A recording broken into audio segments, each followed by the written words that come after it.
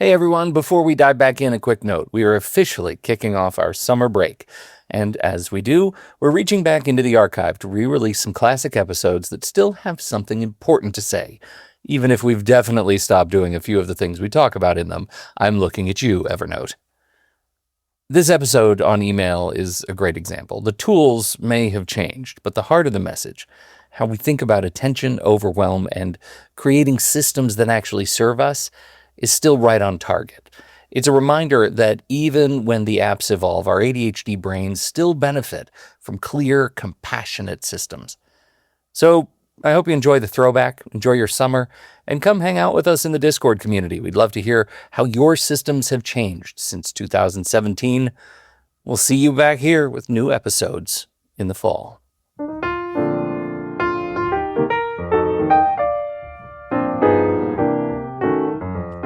Hello, everybody, and welcome to Taking Control, the ADHD podcast on rashpixel.fm. I'm Pete Wright, and right over there is Nikki Kinzer. Hello, everyone.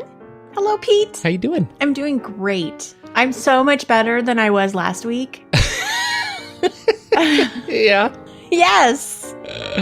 I'm glad. It was kind of dark for you last week. You were in the dark PowerPoint black hole of energy. Yes, and just doing all kinds of crazy stuff. But we did the webinar on Wednesday, and it went so well. And I have to say thank you to many of our listeners were there. Oh, and that is so awesome for me to see, because I hope you get a lot out of these webinars, but I really appreciate the support myself, because to me that feels like you're supporting me as well. And it was really cool to hear people say, "Oh, I love your podcast, and I'm a longtime listener." And that's fantastic. I made a couple mistakes. You did? Yes. Like what? What kind of mistakes? There was one part of the webinar where I completely lost place, because I had the slides were a little wonky because they didn't fit exactly the way they were never fixed it. Well, they tried, and so most of them were okay, but there were a couple that were weird, and so that threw me off. No. And so there was one part where I just completely lost track of what I was saying, and I'm looking at the slide and it doesn't look right. So that's throwing me off. And then usually when I do my own webinars, I use the space bar to click to the next slide. You do. Yeah. Yeah. But this way, the system that they use, I had to actually click with my mouse, and I had to click this little arrow. And so there were many times where I couldn't get the arrow to click. I'm just really what is going on? So, I hope people appreciate the, kind of humor that I tried to make fun of myself with. But, and then there was another big boo-boo that I did, is I had an exercise for them to do, and I forgot to put the exercise in the actual handout. Oh, no. So this is what I've learned. Can I tell you what I've learned? You're doing it wrong. Do it better. Yeah. It was this thing though that I felt like, okay, the material is so good. I'm going to offer this webinar to my audience next year, because I really do think it's a great material, lots of great content. One of the nicest compliments I had was somebody said, I thought that I would come into this knowing already what you were going to say. And it was a surprise. That's awesome. So to me, that was like the highest compliment ever. And I'm definitely going to do this again, because I think that's important. So be on the lookout for that. And what I'm learning is that the next time I present this, it is going to be better, because I've worked out the kinks on ADDA's audience, unfortunately. But hey, you live and learn. And thanks, ADDA. Yeah, thanks, ADDA, for being, my guinea pigs. Although I have a real guinea pig, and he's really cute. His name is Oliver. Actual guinea pig. Is a real guinea pig. I'll have to put a picture of him, because I got to tell you, he's one of the cutest little guinea pigs ever. We have just a little bit of follow-up. Before we dig into the follow-up, though, you know the drill. Head over to TakeControlADHD.com to get to know us a little bit better. You can connect with us on Twitter or Facebook at TakeControlADHD, and call us 503-664-4ADD. And thank you, everybody who has signed up already to support the show on Patreon, patreon.com/the ADHD podcast. Thank you. Thank you. This is as we say, it's listener-supported podcasting. And we're getting a Facebook page up, right? Soon? Yeah. I wrote the copy. Awesome. Did you like it? Was it good? It was great. But we're changing the photo because we gotta really change didn't take the photo. No, that was not good. Yeah. That was one of those things. You do a thing and then you go to sleep and then you wake up and it's terrible. The thing you did before the sleeping, it was terrible.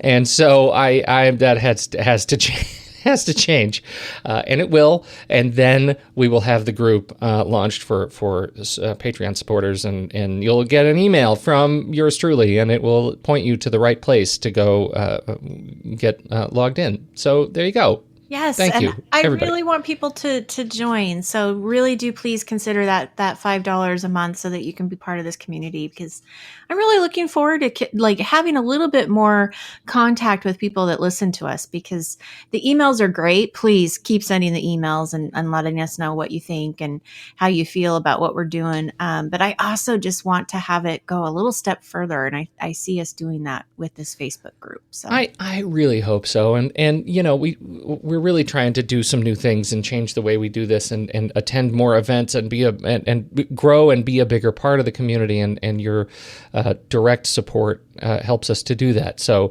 if you have faith in us and trust us to do good things for the ADHD community, then we hope you will trust us enough to throw us a few bucks through patreon.com/the ADHD podcast. Thank you for your support. Okay, we have some feedback. And before we start talking about email. Oh, yes. Email. I know you're excited about this. No, I am actually. I cannot wait to hear what you have to say. Seriously, because really, I cannot tell if you are being truthful with me right now. No, I know this is going to, I know it is going to definitely help a lot of listeners, but it's going to help me. And I can't. Are you having email problems? Is that what you're? It's not so much that I have an email. I feel like I have a pretty good control of my inbox, but I have this little side file, right, where I put emails that I don't want in my inbox, but I think I need to keep them. And that's definitely gotten out of control. And so I need to figure out why I'm keeping them, Pete. Really, why? I never go back to them. And so this is going to be fun. Yeah. This really is therapy. I love it. Yeah. So no, I really, truly am very excited to hear this. And we haven't talked about email, I mean, for years, literally. Yes. So this is great. But yes, okay. I did have some feedback. I suppose since it was written to me, I'll go ahead and share it. Okay. All right. So this gentleman emailed me and said I had some podcast feedback. Nikki mentioned going to a general practitioner to get a diagnosis rolling. In my experience, it actually started with my therapist. Sometimes GPs are less sensitive to this stuff, and so I thought that tip might help listeners. Well, I emailed him back and I said, absolutely, you're right. I don't even know why I didn't even think about that. So I'm so glad that he brought it to our attention. So then, and my hunch is that it's because it's generally going to, if you go to a psychologist, it's generally the GPs that are going to write the prescriptions. And so if you're going to need medication, right? I mean, the therapist isn't going to write a prescription for you. Yeah. And so I can totally see how, it's a chicken or the egg thing, right? Yeah. But I think most of the diagnoses come from generally the therapist. And the assessments come from the therapist. Yes. Okay. Anyway, there was more. Well, yes, there was more. So I thanked him for his suggestion, said I was going to put it on the show. Here I am talking about it. And he replied back with a little bit more information. And I asked if I could share this because I thought that this was a really great journey and successful one. So this is his story. He got a therapist and he talked to her about focus and some different things and how for years he thought he had ADHD. She did some prelim tests and said, there's probably something there. So she sent him to the Northwest ADHD Center, actually, in parentheses, he says, such a good Portland resource. So he is here with us in Oregon. Outstanding. And went to the Northwest ADHD Center, and I'm in a year in for treatment. Yay! And it says here this is after at least one time 3 years prior where I got a screening run at a university, and they actually said no, he didn't have it. They noped it, is what he says. So he was really glad that he got a second opinion, and graciously then says, thank you for all you do. So I just thought this was really good that, he had gotten tested 3 years ago and they said no, but he didn't necessarily believe that because he was still, having these issues, and his therapist, which is obviously a good one because she listened, sent him in the right direction. So I wanted to put that out there and let people know that, even if somebody has said no, go get a second opinion if you're still feeling challenged. Thank you so much for writing in and sharing that story. That's wonderful. And we should call over to the Northwest ADHD Center. Why have we not connected with them? I don't know. Before? That would be but super we fun. really should need have to do that. Somebody on from there. So there you go. Yeah. Excellent. And then I have another little story I just want to share, and I haven't really thought it through. So you're going to hear me verbal processing as I'm talking about it. I have a client who I've been working with for the last several weeks. And there was some incredible shifts that I saw happen recently. And I just really wanted to talk about it for a minute, just to kind of give people hope when they feel a little bit maybe that there isn't any. This gal came to me pretty frazzled. She was definitely overwhelmed. She was working part-time and had a family to raise, and really didn't feel like much was going right. And in the conversations that we had at the beginning, there was a lot of taking care of other people, but there was very little about taking care of herself or really valuing who she was. And I asked her a question, and it hit her pretty hard. And that question was, well, do you love yourself? And she hasn't been able to break free from this question. And so it got her to think about a lot of things. And this is weeks in coaching sessions. And yesterday we were talking, and she was talking about how much of an impact that had on her, and that she thought going into coaching was going to be just kind of fixing these things, fixing her meal plan and fixing how she was going to do chores and get things done. And she's like, I'm realizing that it's much more than that it's more about my brain and how I'm thinking about things and what my perspective is. And the next question I asked her when we were talking about some other things, I said, well, do you trust yourself? And, of course, that's another big question that has a huge impact when we ask ourselves that. And so, again, going kind of through the conversation, a couple of things that kind of came clear because we're kind of coming to the end of our time together. She said, you made me realize it's okay for me to ask for support. It's okay for me not to have to do this alone. I'm accepting my ADHD for the first time. And she's making those accommodations to navigate it. And when I reflected this back to her, she said to me, she's like, well, congratulations on saying navigation. Because she's a very faithful listener of our podcast. And she said, I know that, with the conversations with James Ochoa, that you were really trying to change that wording. And so she gave me a kudos, yeah. So this means a lot to me. This client is very, very special. It was very exciting to me as a coach to see these kinds of shifts and breakthroughs. And I just, I hope it gives some inspiration to some people out there that, it isn't just about the systems. It's not just about the strategies, but it is so much of what's in your head and working through that. So that was a beautiful moment in my career, and I just wanted to share it with people. I'm so glad you did. That is a beautiful story. Thank you. Now let's talk about email. Nikki, when I started thinking about these, putting together notes for for this conversation. I realized the last time we talked about email, I think I was pretty bearish on email. I'm all up in Slack and these alternative ways to communicate. Text, email was totally overwhelming, and so I was looking for every way that I possibly could find to jump out of email because I was hating email. I was hating it, and so I started looking up stats to see if I was right. You love stats. If my prognostications were correct, that people were more like me, and that they were jumping off the email ship. And it turns out I was totally wrong. Email is the unkillable, I think.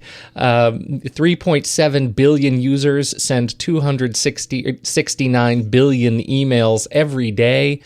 According to the Radikatai Group recent email report on global email usage. It is bigger than Facebook. It's bigger than Twitter. It's bigger than all of the alternative, chat and text solutions. I've said email should die. It won't die. So I feel like we need it's gonna keep living. We need to learn to live with it and change the way we think about it.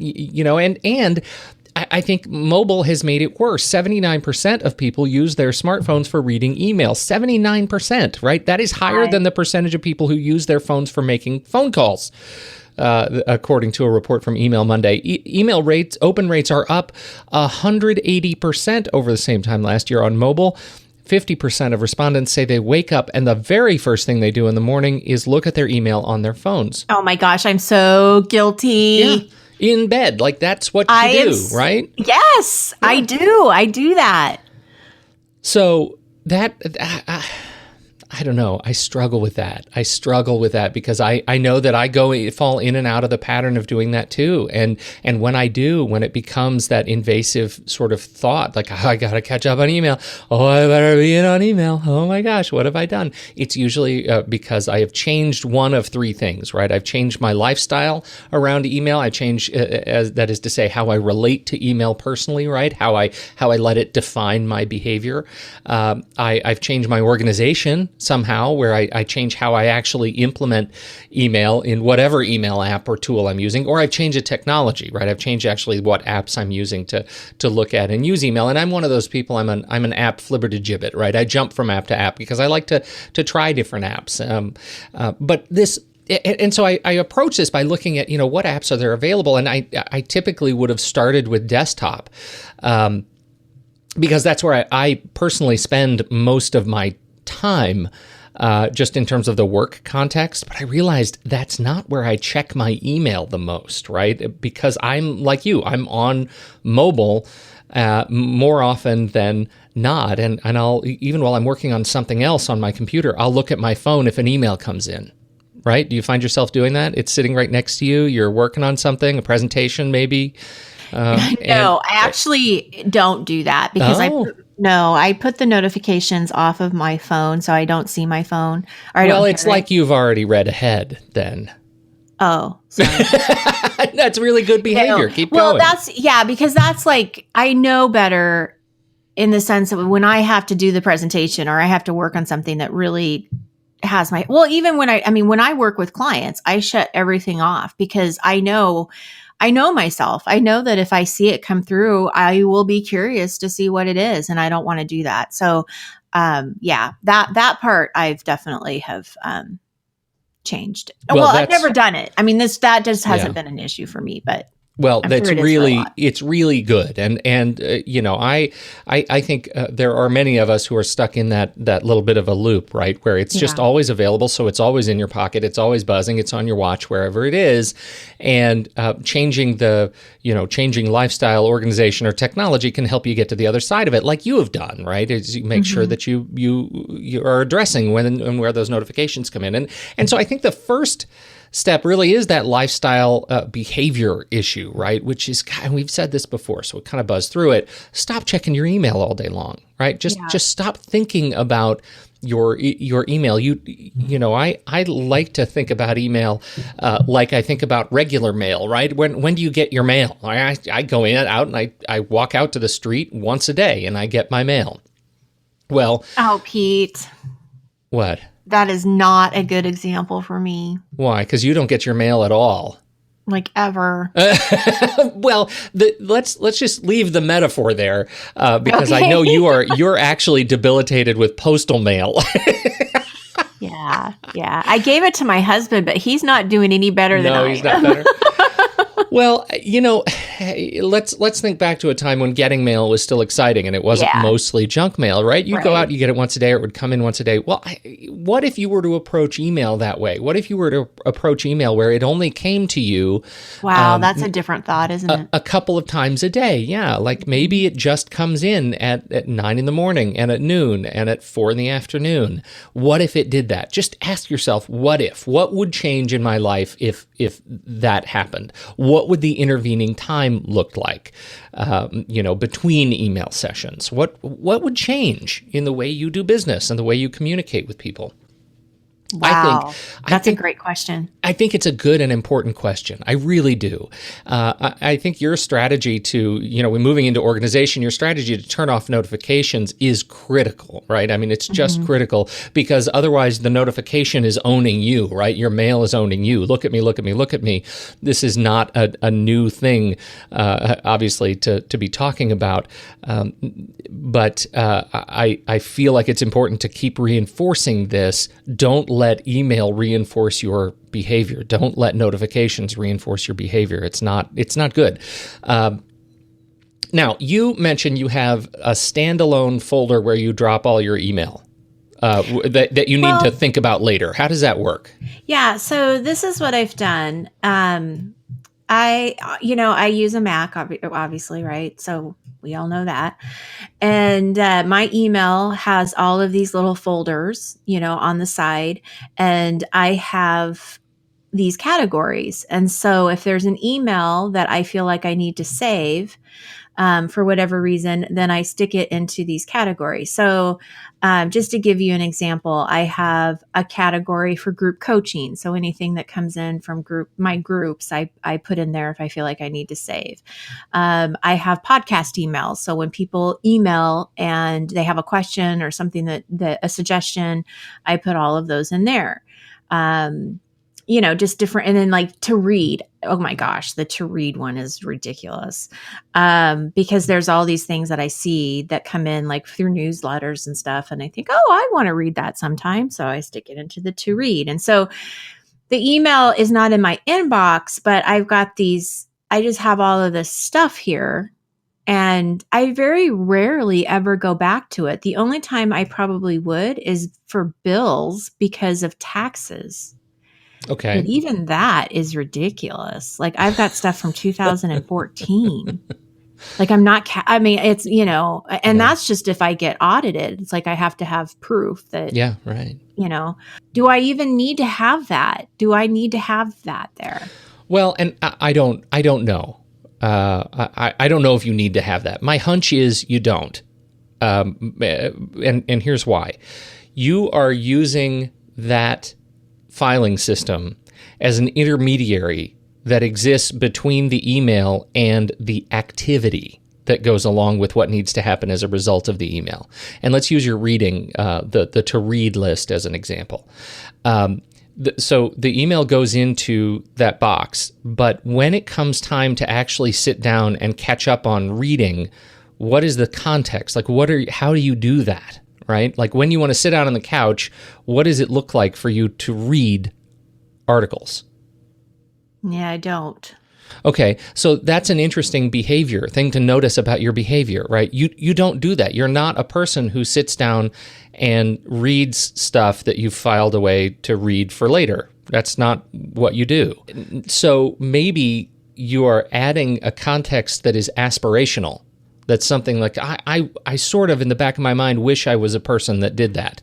And so I'm going to go ahead and create this little folder because it will satisfy that sort of, hunch in the back of my mind that I could be a person that does that. But there's no value to you, no intrinsic value to you in doing that. So why are you doing that? It's a good question. For those kinds of emails, for me, I'll tell you, I generally will, if there's an article that I want to read, or that I think I want to read, or that I think might be a resource for me someday, I don't file it in email. I send the article over to Evernote. And because, we've talked about Evernote, it's my filing cabinet. And what's great about Evernote is search. So when it comes time for me to need a resource on whatever topic it might be, I start with Evernote and I search for that topic. And if it comes up, that's where the article is going to be, right? That's the thing. I may not have ever sat down to actually intentionally read it. That makes a lot more sense because and that's exactly what I'm doing is I'm using this as a filing system. So I really should do the same thing with bills, is that put it by the year and just stick it over to Evernote and file it there. Because then because that's where your system lives, right? That's your trusted system for bills and for reading in this case. That's where your system is. Now, maybe you don't use Evernote for reading. Maybe you use Instapaper. Maybe you use Pocket. Whatever it is, there are a lot of services, if you are a reader, that actually let you save articles for later. If you are not a reader, if you're an aspirational article reader, then maybe you don't need the filing system to support that. Maybe you just archive it in your Gmail all mail folder and let it go. Let it go. Let it go. Okay, so I'm going to ask, I know, right? Let it go. Yeah. We're going to pretend like we're frozen. Right. I do have a very simple, probably silly question. Mm-hmm. But how do I get the email to go into Evernote? Let's hold on to that. Okay, thank you. Now, yes. I started this in my notes. The headline is "Stop filing, just stop it, please stop it." That's Nikki, stop filing. But it's not articles. just Nikki. The number of people I run into who still meticulously create folders by sender and by project and by whatever date, and drag emails once they're done out of their inbox into this meticulous folder system. It used to have value, and I have a hard time hearing anybody make a case for why that works anymore. And I hear this, well, it works for me. I hear that all the time. But I would question whether it really works for you. Right? It's especially if you're living with ADHD. It is a time and attention black hole. It likely doesn't work for you. You think it works for you because you've always done it that way, and you don't know what it will be like to let go of that system, to change the way you behave with regard to email. But I'm telling you, email isn't worth it. Email isn't precious. Email is on a time decay, right? Every single minute that passes from the moment the sender pressed send, that email becomes less and less valuable, forever approaching zero value altogether. That's the way email works. But we assign this sort of artificial value to this email message that it allows it to take over our life, to give it greater gravity, right? To make it just heavier on our shoulders. And I think that is ultimately destructive to time and attention. The alternative is to leverage some of the new technologies, not even new technologies, but some of the innovation that's going on in email coming from companies like Google and Apple and Microsoft around search. And search has gotten so good that you really can let go of your meticulous filing system and trust that when you hit search, it will take you just a few seconds to find what you are looking for when you need it, and not have the overhead of creating this giant process. I have exactly one folder, and that is my all mail folder. I have inbox and then all mail, and that's it. And my all mail has hundreds and hundreds of thousands of messages, and I know that thanks to Google's investment in search, I'll be able to find what I need when I need it. So when you have an email that you do want to save, you're just sticking it into all mail? Yes, but let's talk about the next thing, which is, do you remember my handy dandy concept of the Workbox? Yes, and I think this is really important to highlight that your inbox, I'm looking at your notes, your inbox is not your Workbox. Yeah.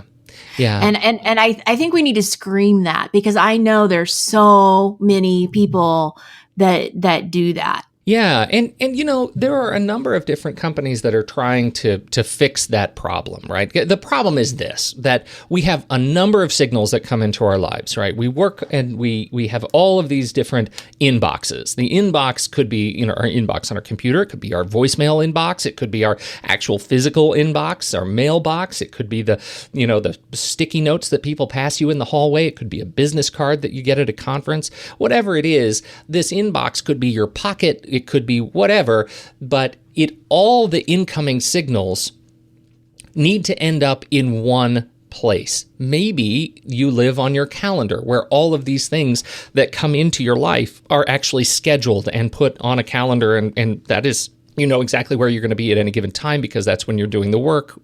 For me, it is a to-do app called Things 3 on the Mac. That's my Workbox, right? That's my task list. That's where I have all of the information about all the work that I'm going to need to do at any given time. And when appropriate, it is scheduled so that tasks show up on a given day, et cetera, et cetera. But that is where all of my work is integrated. All the tasks are integrated, whether it came from that business card at a conference or that sticky note that was handed to me.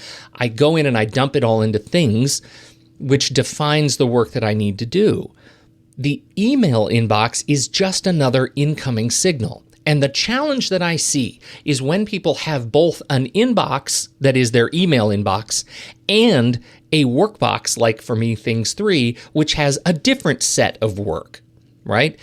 And so now you have two different places where you're living. You have your email that you always feel like you need to stay on top of, that the weight of the world is on you to respond quickly because, what'll happen if people don't get a response from you right away.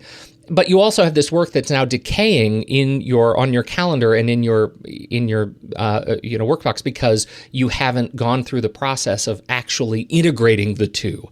And I think that is a best practice that pays such high dividends with just a little bit of effort, and it will change your life, right? So I look at it, I look at my email inbox as something that needs to be turned into actions in Things. I send every email that I need to do something with into Things. If it is something that I need to respond to, I have a shortcut key in my email application, and I hit that key, and it sends it right over to Things where I type in a little action that says, respond to Nikki about that nice review that we just got. I put a date and time on it, and I save it there. Right? Does that make sense? Do you actually, this is the part that I'm not getting, and it does make sense. And I completely understand the inbox and the workbox, but I guess I go back to like my original question about how do you get it to Evernote? How do you get that? Are you saving the email and putting it into Things 3 so you can actually see the email? Or are you just like taking some notes from the email and putting it into Things 3 that you need to respond to me? Well, here's what I like, and this gets to this, that we're going to skip around a little bit around the technology. The email apps that I've centered on, the email app that I'm using right now, and the task application I'm using, what I love so much about it is that they use these URL schemes, and a URL scheme is just a fancy way of saying that one application can but invisibly open another application. So when I'm working in my email app and I hit the shortcut key that I've configured here, and on mobile it's a swipe action. So you just swipe from the left to the right, and that action on that email means send to Things. It includes both the body of the message and a link back to the message in my email. So when it comes time for me to act on that email, I'm in Things. That email is no longer in my inbox. It's archived. But that URL is in Things. So when I tap on it, it opens the URL, it triggers the URL, so it opens it in my email application and allows me to respond to it right there very quickly when it comes time for me to need to do it. Okay, so my question then is, when you say it's archived, does that mean that you've deleted it? No, I don't generally delete email. I archive email, and that is definitely a Gmail convention that is being adopted by other providers, where you're just saying, okay, I'm finished with this email, but it might serve as a reference for me later. And space is largely unlimited, and there are a lot of concerns around. Around servers that are running and energy and all of these things. There is a cost to saving data, but generally, for at least a couple of years, I leave that email in my all mail or my archive email box. And there's probably still some email you delete, I do. right? Yeah, I do. Yeah. I definitely do as I'm going through it. And I have a little shortcut for me. If I hit the delete, if I'm selected on an email and I hit delete, that's actually archive, right? It just means delete it from the inbox, but it stays in my all mail, folder. And that's where your all mail is your all mail is your archive, is the stuff that you think that you might need at some point, or that you just want to have, and then eventually clear it out. And then my command delete on my keyboard, or I think control delete on Windows, command delete is configured to delete. That actually moves it not just out of my inbox, but saving it in my archive. That actually moves it out of the archive, out of the inbox, and puts it in trash. And trash empties itself on a 30-day rolling schedule. So on any given day, if it's within the month that I deleted a message, I still can go back in and search that trash and find it. So that's the workflow that I've sort of landed on, which is search for stuff that I need that I haven't scheduled as a task. Anything that's actionable, I put it in my Workbox because I want to be able to see the actions that are associated with it and schedule the time into my day. And I don't manage my day in my inbox, right? I don't live in my email and let that define my day. Email-related tasks are actionable. Respond to, research XYZ. This is the kind of language that you want to put around your email so you don't fall into the trap of hyper-focus on email clarity. And that's a real problem for me. That's when my ADHD really triggers. When this system isn't working, I know it's generally because I've let the email, I've let the activity of addressing email become the thing of the day, become the little reward that's giving me that dopamine push, right? I'll hyper focus on cleaning out my email and responding to every single thing that's in there, and it takes over, and that's when I lose focus on the actual work that needs to be done, which is all sitting over in my to-do app, my task app. Wow. Yeah. I love this. The challenge I think that people run into is around switching costs. You know what I mean? Like at some point you have to face the costs of changing your behavior. And that may look like email bankruptcy. We've talked about that before, where you say, look, I have an inbox that is full of, tens of thousands of messages I'm never going to get to. At some point I have to put the time in to move all those into the archive and to clean out my inbox and make sure that email that I need to act on is in my Workbox and that email that I don't is archived or deleted. You have to schedule the time to do that, and that's a switching cost, right? That's hard. Yeah. So that's what I'm going to say. So if you're really backed up, like I've got a lot of files that I have to do something with, right? I either need to delete or archive. Yeah. Or put into action, or for example, you have one that's right on the top of my head. You said, when you get a podcast follow-up, something about podcasts, and that's one of those interesting things. Like you've got it stuck in kind of an intermediary space, but you seem to have a process. Like when we record a podcast, I imagine you go to that file and look at it.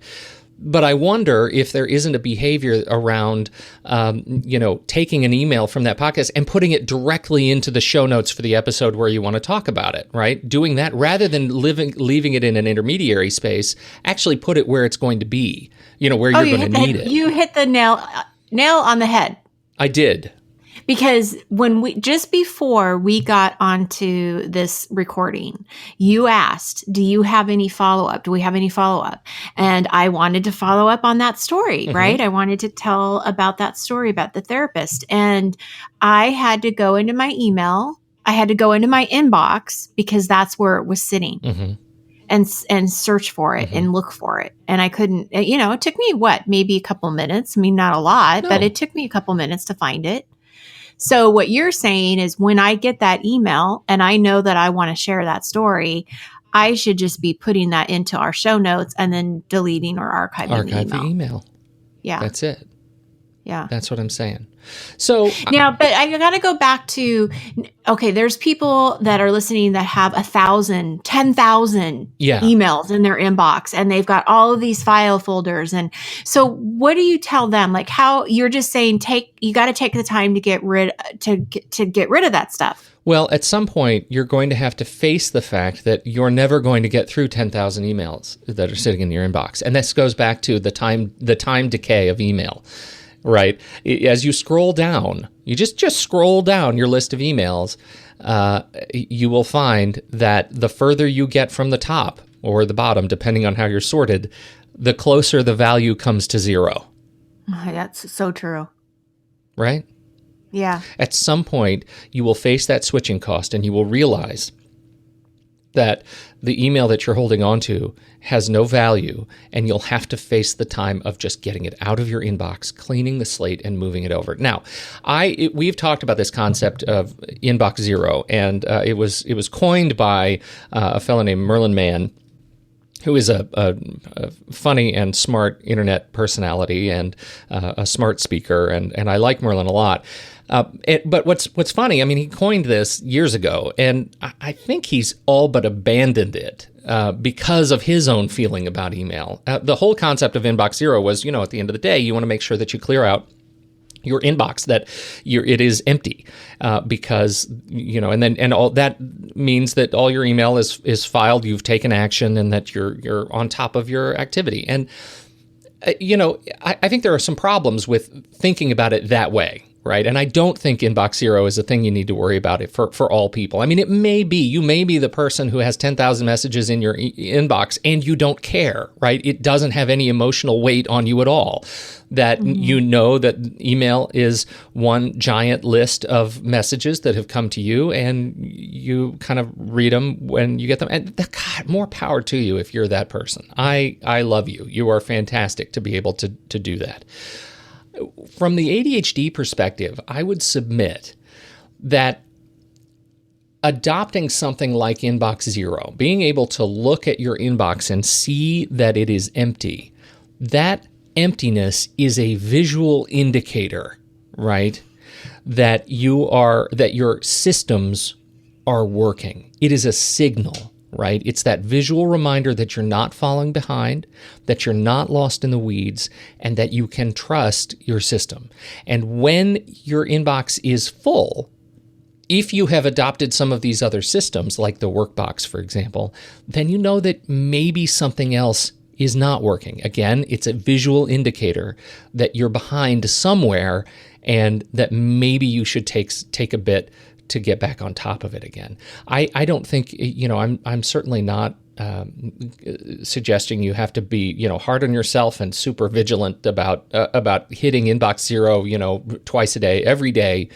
But I do think it's an important thing from the ADHD perspective to consider that it could be a good signal for you, a good indicator that you're on top of the work where it needs to be, when it needs to be scheduled, et cetera. Does that make sense? It does, because when you first said that, it was interesting because I kind of chuckled a little bit because I thought, gosh, the ADHD perspective, what is he going to say? Because my first instinct was, I wonder if somebody wouldn't feel a little bit of panic. Yeah. Like, oh my gosh, there's nothing there. What am I forgetting? But what I love is what you said is that no. I mean, you kind of like answered my question, because it's not about forgetting. What you've done is you have touched everything. Yeah. You have put it in a place that you trust, whether it's things 3 or for me, it's Todoist. It's like you, I love how you expanded that, because it's like, no, you actually have done the work here. Right. So there isn't anything to forget. Right. There isn't anything to panic about. And like you said, it's a really good signal that things are working. It's just like the key bowl, right? On your entry hall table. If you're somebody who has adopted the key bowl, you walk in the house and your keys go in the bowl. And if they're not in the bowl, then what's wrong with your system? If they're not in the bowl, then one, you better not be in your house, right? The keys better be with you and you're not. But if you're in your house and you're looking at an empty key bowl, check your purse, check your pockets, check the front door, because your system is failing. If you're in the house and the bowl is empty, then your system is failing and you need to evaluate that system and find your keys. First find your keys, then evaluate the system. How about that? So I look at it the same way. These visual indicators are really important. They're an important reminder about your system. And in this case, you'll want the empty inbox because that's a reminder that you have a system and that you can trust it today. So I love that. Pete, I am so grateful for you. Oh, you're so sweet. Seriously, it's so wonderful that you can see these things and like work through them because, I know there are so many people that I work with that struggle with this. And then with my own struggles, you've just given me such inspiration to like figure this out, like make it more streamlined and trust it and get rid of the long line of emails trying to search for something. Well, it's just awesome. I think that's really important. If you can ask yourself that question, like your question about the reading list, am I a person who sits down and catches up on these articles? If not, why am I saving them? Right? Just ask yourself that question. I want to wrap up with just a couple of more thoughts on the actual technology, right? This is a digital episode and we haven't talked about any apps. So I feel like I need to talk about that. Yeah. When you are looking for, if you are on the market, if you think you might be on the market for a new email app, if you are just using the default email app on your mobile device, then, here are some things to think about. These are just some words that you might want to look for when you are on the market. And I already mentioned I use AirMail for Mac and iOS, and I love it because of integrations. Right? It integrates with my Workbox, in this case, Things 3. It also integrates with Fantastical, my calendar, and Evernote, my filing system, and Trello, and CardHop, and OneDrive, and Dropbox, and Todoist, and. It integrates with all of these services. So what does that mean? It means you can tie your email client, in this case AirMail, with those services and allow them to talk to one another. Okay, how do I do that? Because I want AirMail to go to Todoist. How do I do that? Okay. Well, first, come on. Go buy AirMail at airmailapp.com or in the Mac App Store, and you got to pick it up for iOS and for AirMail, and for the Mac. And then when you go into the services menu in preferences, you'll have an option, and I can tie it. You can just say enable. In some cases, like Evernote and Box, all these Todoist, for example, it'll say log in. But once you log in, you can customize the swipes and shortcut keys for that for those apps. So you just answered my question on how to get the email into these systems. What do you think about that?